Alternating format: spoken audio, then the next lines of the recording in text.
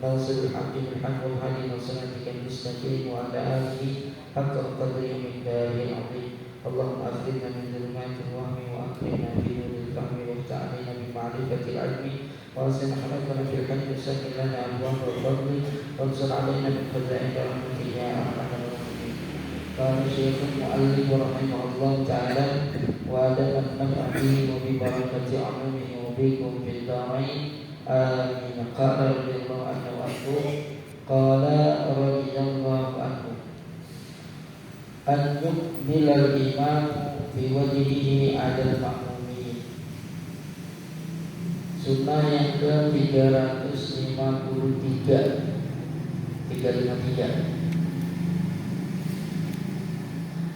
Sunnah yang ke-353 An yuqbilal imamu, bahwa sunnah menghadap si imam, bahwa disunahkan si imam menghadap biwajhihi dengan wajahnya alal makmumin, ya, kepada para makmum. Jadi selesai sholat, assalamualaikum warahmatullahi, assalamualaikum warahmatullahi. Setelah sholat nih, astagfirullah gitu ya, istighfar, astagfirullahaladzim, istighfar, dan begitu dia memutar, sunnah tuh balik badan ngadep ke makmum. Gini, makmum di sini begini. Sunnah ini, ya. Berarti salah atau tidak? Ya, selama ini. Jadi begini, itu sunnah. Balik badan itu sunnah. Jadi ngadepin ke makmum sambil dari zikir, itu sunnah. Itu hadisnya. Karena Nabi sallallahu alaihi wasallam idza shalla salatan aqbala alaina biwajhihi. Nabi sallallahu alaihi wasallam apabila telah selesai melaksanakan salat, itu beliau muter balik ngadep ke jemaah, ngadep ke makmum. Jadi benar itu tuh, ya, itu ada hadisnya. Itu hadis dari Samurah bin Jundub, yang diriwayatkan dalam Sahih Bukhari.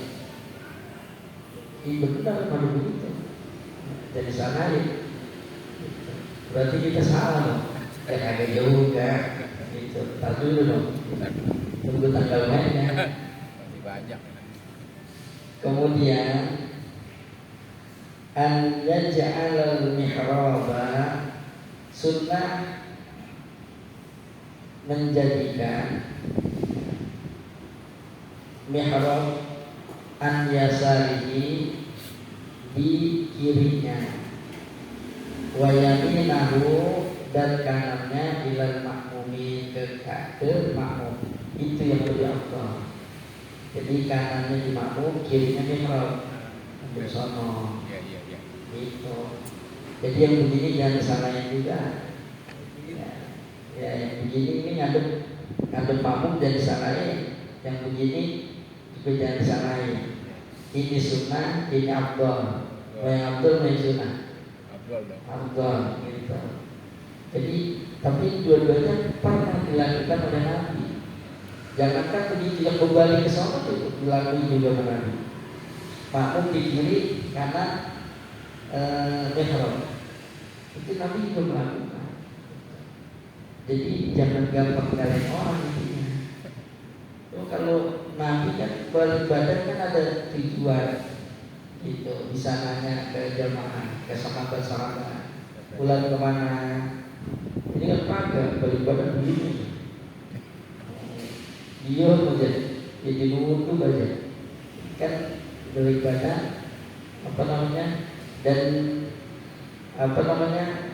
membalik badan dengan wajah itu bukan berarti full balik badan. Sebagian ulama, jadi malu sono, jadi biar wajahnya yang sebelah sono itu melihat Nabi. Cuma ada namanya begini, ya benar apa begini balik badan. Kemudian kita yang umumnya begitu, kanan di makmum, kiri di mihrab, begitu. Itu juga sunnah dan itu lebih afdal. Gitu. Itu kata Imam Nawawi dalam kitab Majmu', wa yustahabbu lil imami an yaqbala alaihi fi dzikri wa du'a, bahwa sunnah bagi si imam bahwa ia berbalik ke atas jamaah, yakni dia ngadu kepada jamaah pada zikir dan doa, kata Imam Nawawi. Wal afdalu, dan yang lebih afdalnya ja'ala yaminahu ilaihi, kanannya di posisi makmum, begitu. Imam sono itu yang lebih afdal. Wa yasaru, ya, dan menjadikan kirinya itu ilal mihrab, ke mihrab. Ini mihrab. Mihrab ini zaman Nabi nggak ada yang mihrab begini. Bid'ah juga ya. Masuk Quran apa bid'ah ada. Karena dulu nggak begitu, dulu apa namanya, asal tanda aja. Jadi mau ini tadinya rata aja rata. Nah, kemudian zaman Khalifah Umar bin Abdul Aziz atau Khalifah Al-Nursi, saya lupa. Khalifah Umar bin Abdul Aziz itu mulai orang kiblat mana, maksud masjid gak tahu kiblat mana, maka dibikinlah coakan dikit, tanda doang. Jadi gak berata banget, ada tidur gitu. Udah, jadi biar ketahuan kiblatnya ke sono gitu. Nah belakangan lama-lama gede apa yang masuk imam, baru kata imam masuk, khotib masuk, pengurus masuk, ada di kamarnya. Sekarang udah emang kagak boleh, dah kagak apa-apa. Kan itu biar ini taruh di mana? Dulu kagak ada shot. Karena taruh di mana? Mau di luar, taruh apa lampinya, dicopot orang, kan dibikin tempatnya. Itu dan seterusnya. Jadi itu ya buat kemaslahatan. Makanya sunnah tidak membedakan posisi makmum dengan imam di saat sholat berjamaah. Artinya apa? Dan sampai si imam lebih tinggi dari makmum. Imam sendiri. Ya, sunnahnya rata aja. Justru makruh begini. Imamnya segini, makmumnya segini, ini kan rata kalau ini. Ini rata kan? Rata. Kan ada sebagian tempat ditinggiin. Makruh itu. Ya. Cuma udah pada begitu. Yang jadi masalah bikin begitu, itu yang bikin tahu bikinnya ada. Belum tentu tahu bikinnya. Ya artinya mau ngincar abdulnya ya emang sih gak masalah maksud. Apa? Cuma khawatirnya melakukan kemakruhan pada sholat berjamaah bisa menyebabkan luputnya keutamaan berjamaah. Makanya juga, maka oleh karenanya kalau bisa jangan sampai dikerjain yang makruh gitu. Jadi balik lagi sunnah itu begitu sunnah ngadep ke jamaah. Ya yang lebih afdal ke sana, kepalanya ke utara itu, kanannya ke makmum, kirinya ke mihrab. Nah itu kan tadi kata Imam Nawawi, dalilnya ada berbagai kan gitu. Itu sedang dalil. Kesannya kayak Imam Nawawi kagak pakai dalil ngomong. Ya, padahal ngomong pakai dalil bahwa ulama kita tuh saking baiknya, kita dikasih enaknya doang, tinggal makan doang. Kalau perlu nggak begini, nasi udah di sini, tinggal gitu doang, nggak pakai begini. Kalau perlu, ulama kita saking baiknya, makanya beliau berpikir keras, kemudian ketemu nih hukumnya tuh. Nih, begini boleh, begini kagak, begini boleh, begini enggak. Udah dibuat. Udah enak banget sholat begini, wah enak banget benar. Tapi orang sekarang korek-korek. Karena apa? Karena kebutuhan dikorek-korek. Dia sangka dari Quran, dari hadis itu udah mantep. Padahal dari Quran dan hadis kalau nggak ngerti ilmunya, ibarat orang nyebur di laut kagak bisa berenang, lengannya itu lelep. Kalau yang paham enak langsung berlaut, dia ngerti ilmunya. Tapi kalau yang nggak paham kita lanjut-lanjutan itu. Makanya kalau umpamanya orang tadi berdasarkan dalil tadi doang itu soalnya Bukhari lagi. Udah berarti dia akhirnya ujungnya nyalahin yang Marzusono, yang benar yang begini aja. Padahal ada kebolehan itu, bahkan lebih afdal ada sana oleh Imam Nawawi. Dan itu yang dikuatkan oleh Imam Al-Baghawi. Jadi beliau berangkatnya dari atau beristidlal berdalilnya itu dari hadis yang diriwayatkan oleh Al-Bara bin Azib. Kunna idza shallaina khalfa Rasulillah sallallahu alaihi wasallam ahbabna an nakuna an yamini. Kami kalau lagi sholat senantiasa tuh di belakang Nabi yang menjadi makmum. Itu kami sangat senang ketika Nabi selesai sholat itu kami posisinya berada di kanannya Rasulullah SAW. Jadi kelar sholat begitu, itu paling senang para sahabat ketika Nabi ngadep sholat gitu. Jadi semua ada dalilnya gitu. Ini diriwayatkan oleh Imam Muslim. Bahkan kata Imam Abi Hatim, aku mendengar dari ayahku bahwa beliau berkata, ini tabi'in, aku udah ngecek nih, aku renungkan nih hadis-hadis mengenai ngadep mana, itu ngadep ke makmum atau ngadep ke sono ke utara ya atau ngetan. Maka beliau udah ngecek semua hadis-hadisnya. Maka beliau katakan fawajadtu inhirafahu an yamini, dan aku dapati bahwa berpaling yang ke sono sehingga di kanannya itu adalah posisi makmum, itu lebih tadi hadisnya, lebih mantap hadisnya. Jadi riwayatnya banyak. Maka Imam Nawawi juga memilih bahwa yang lebih afdal adalah imam ngadep utara, ngadep ngalor, kanannya sebelah makmum, kirinya di mihrab. Kapan muternya? Muternya tuh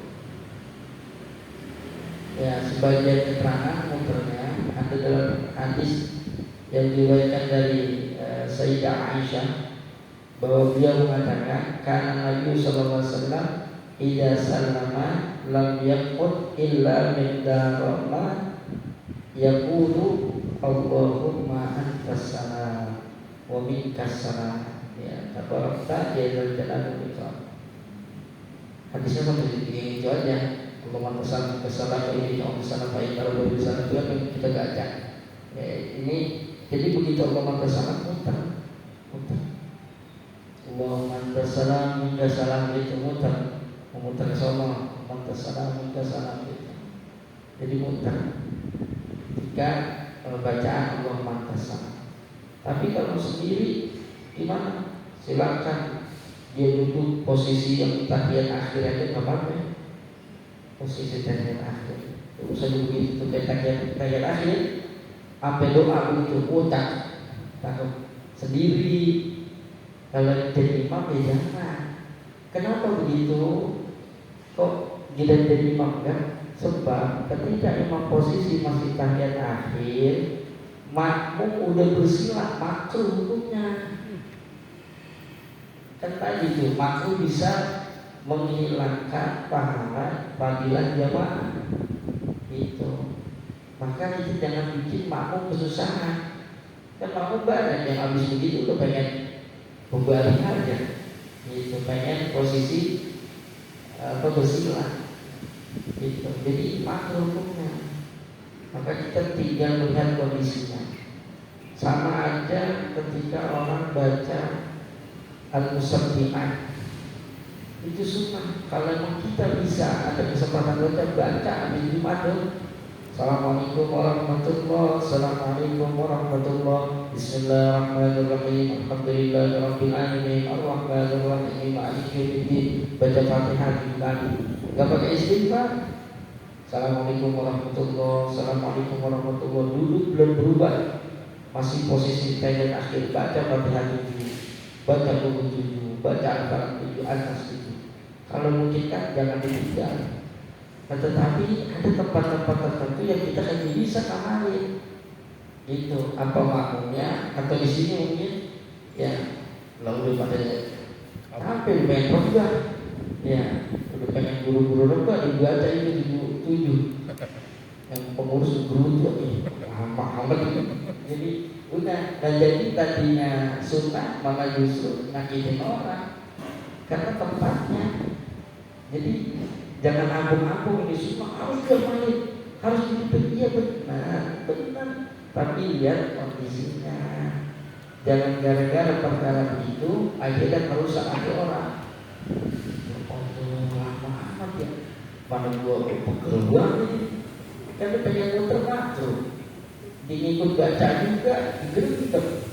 Ya, kalau jamaah biasa enak. Ya selonjornya ditinggal di khutbah. Selesai aman.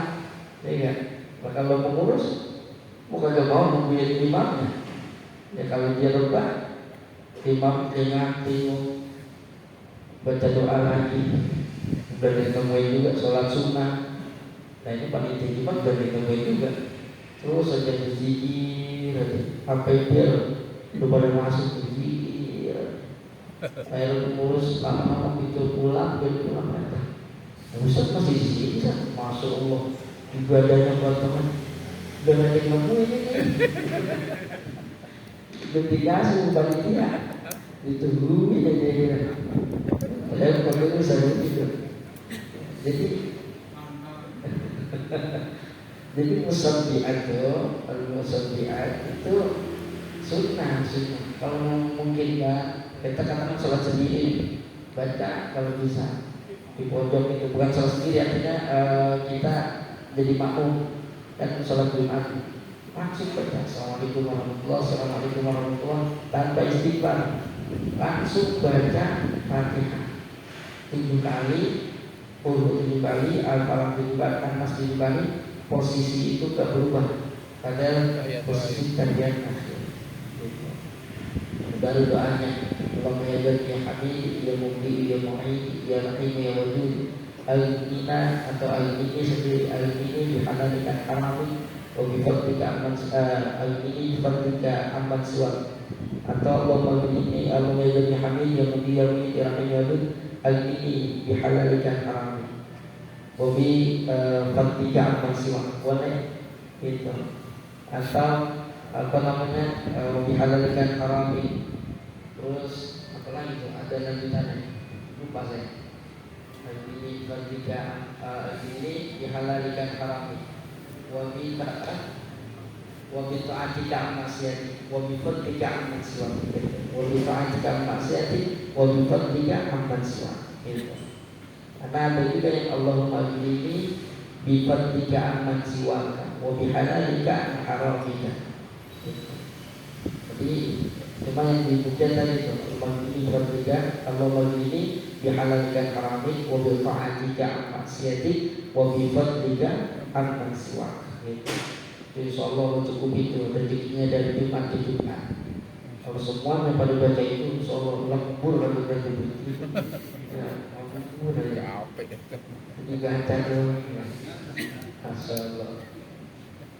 Jadi lihat kondisi aja, lihat kondisi. Saya juga pengennya begitu, cuma kadang kita itu jadi imam itu bingung ya. Kalau yang nggak biasa, kalau yang biasa ada beberapa tempat tuh, jadi Pondok Kelapa, masih ada.